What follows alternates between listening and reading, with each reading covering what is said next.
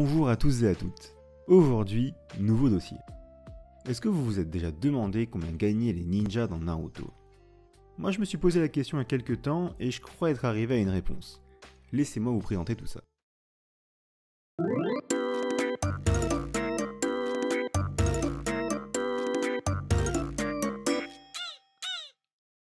Alors pour mes calculs, je me suis basé sur les databooks.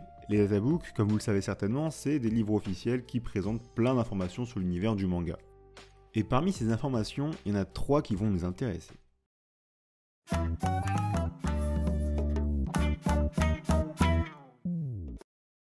Premièrement, on va s'intéresser au Ryo. Le Ryo, si vous avez déjà touché à un jeu Naruto, c'est la monnaie dans Naruto.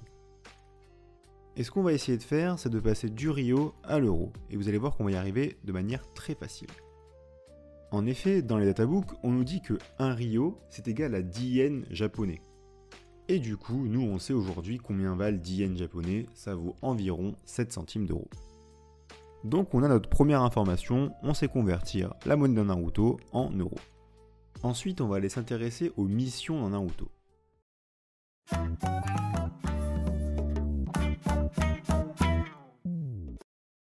Les missions qui sont attribuées aux ninjas, elles sont classées sous différents rangs. Ça commence au rang D qui est le niveau le plus bas et donc le plus simple à faire, et ça monte jusqu'au rang S qui sont les missions les plus difficiles à réaliser.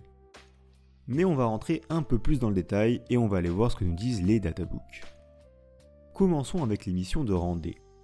Les missions de rang D elles sont attribuées à des genin fraîchement sortis de l'académie et elles ne représentent aucun danger pour la vie du ninja.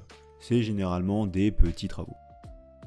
Et là on arrive à la partie intéressante, la récompense pour une mission de rang D est comprise entre 5000 et 50 000 Ryo. Donc là vous voyez peut-être là où je veux en venir, mais je garde encore un peu le suspense. Passons maintenant aux missions de rang C. Les missions de rang C elles sont attribuées à des genin plus expérimentés ou à des shunin. C'est des missions où il y a très peu de probabilité d'affronter d'autres ninjas. Ça va être des missions où on va escorter des personnes contre des bandits ou des voleurs, mener des enquêtes ou s'occuper d'animaux sauvages. La récompense pour une mission de rang C est comprise entre 30 000 et 100 000 Ryo. Passons maintenant aux missions de rang B. Les missions de rang B sont attribuées généralement à des shunin plus expérimentés. Dans ce genre de mission, on s'attend à affronter d'autres ninjas. Ça peut être des missions d'escorte, des missions d'espionnage ou des missions qui vont consister à tuer d'autres ninjas. La récompense pour une mission de rang C est comprise entre 150 000 et 200 000 Ryo. Ensuite, les missions de rang A. Ces missions sont attribuées à des jonin et touchent de près aux affaires et à la politique du village ou du pays. Il s'agit par exemple de la protection de personnalités importantes. La récompense pour une mission de rang A est comprise entre 150 000 et 1 million de Ryo. Enfin, les missions de rang S. Ces missions sont attribuées à des jonin expérimentés et concernent les affaires confidentielles du pays. Il peut s'agir d'élimination de personnalités importantes ou du transport de documents hautement confidentiels. La récompense pour une mission de rang S est d'au moins 1 million de Ryo. Grâce à ce petit exposé, on sait maintenant en quoi consiste chaque rang de mission et on sait surtout combien de Ryo chacune d'entre elles rapporte. Sauf que maintenant, on sait passer du Ryo à l'euro, donc c'est ce qu'on va faire tout de suite, on va voir combien ça rapporte en euros tout ça. Alors quand je vous ai parlé de récompenses tout à l'heure, c'était souvent des tranches, par exemple pour le rang D c'était de 5000 à 50 000. Du coup pour nos calculs, on va pas s'embêter, on va couper la poire en deux à chaque fois, on va prendre la moyenne de la récompense. Je reprends l'exemple de la mission de rang D, donc 5000 à 50 000, on coupe la poire en deux, ça nous fait 27 500 Ryo en moyenne.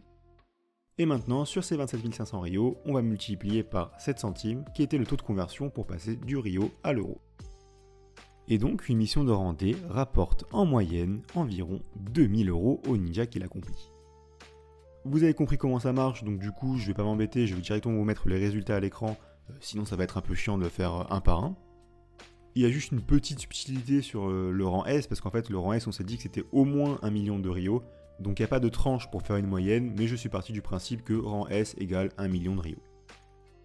Donc on a environ 2000 euros pour une mission de rang D, 4500 euros pour une mission de rang C, 12 500 euros pour une mission de rang B, 40 000 euros pour une mission de rang A, et enfin 70 000 euros pour une mission de rang S. Et il nous reste une dernière information à aller chercher dans nos databooks.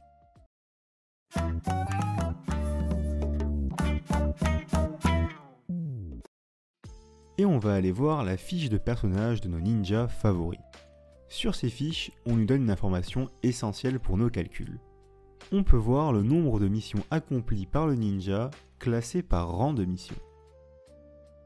Donc, on sait combien chaque ninja a réalisé de missions et on sait combien ces missions rapportent en euros. Maintenant, c'est plus qu'une multiplication à faire. Je vous propose donc de passer à nos exemples. On va évidemment commencer avec Naruto. Naruto, il a réalisé 7 missions de rang D, 1 mission de rang C, 2 missions de rang B et 6 missions de rang A. Au final, c'est très peu de missions, mais c'est surtout parce que Naruto, il a pas fait de missions officielles. C'est souvent des villages qui attaquaient Konoha et Naruto qui défendait le village, mais du coup, ce n'était pas une mission officielle. Mais faisons quand même nos calculs. Si on multiplie le nombre de missions accomplies par Naruto fois la récompense promise, on arrive à un total de 284 000 €. Donc pour ses bons et loyaux services, Naruto aurait touché 284 000 € grâce aux missions qu'il aurait réalisées. Maintenant qu'on a vu ça pour Naruto, allons voir un ninja avec un peu plus de missions réalisées, on va parler d'Itachi. Itachi, il a réalisé 53 missions de rang D, 152 missions de rang C, 134 missions de rang B, aucune mission de rang A, bizarre, et une mission de rang S que vous connaissez forcément.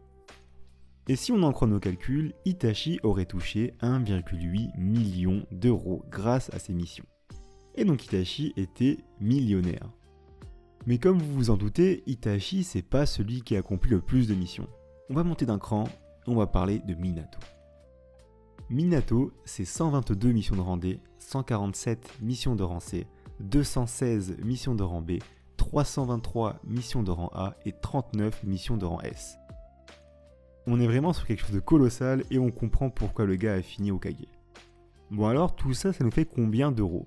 Eh bien Minato, d'après nos calculs, aurait touché quasiment 20 millions d'euros grâce aux missions qu'il aurait accomplies. Et donc là, on pourrait se dire, c'est bon, c'est fini, on a atteint le numéro 1. Eh bien pas du tout, on en est bien loin. Je vais faire un dernier exemple et je vais parler de Jiraiya. Alors là, accrochez-vous bien. Jiraiya, c'est 58 missions de rang D, mais ensuite c'est 345 missions de rang C, 684 missions de rang B, 614 missions de rang A et 138 missions de rang S. C'est tout simplement le ninja qui a réalisé le plus de missions dans l'histoire de Naruto. Et grâce à tout ça, Jiraiya aurait touché environ 45 millions d'euros. Maintenant, vous avez les informations, donc vous pouvez vous amuser à faire vos propres calculs de votre côté. Vous pouvez trouver facilement sur internet les informations sur le nombre de missions réalisées par votre ninja favori, et donc du coup après il vous suffira de multiplier comme on l'a fait durant cette vidéo pour savoir combien il aurait gagné. De mon côté, je considère que le dossier est clos et j'espère que vous aurez apprécié cette vidéo. Avant de vous quitter, j'aimerais vous faire participer au choix de la prochaine vidéo de la chaîne. A l'écran, je vous affiche 3 sujets de vidéo, dites-moi celui qui vous intéresse le plus et celui qui sera le plus mentionné dans les commentaires sera le prochain sujet traité sur la chaîne. Sur ce, merci d'avoir regardé la vidéo et moi je vous dis à très bientôt.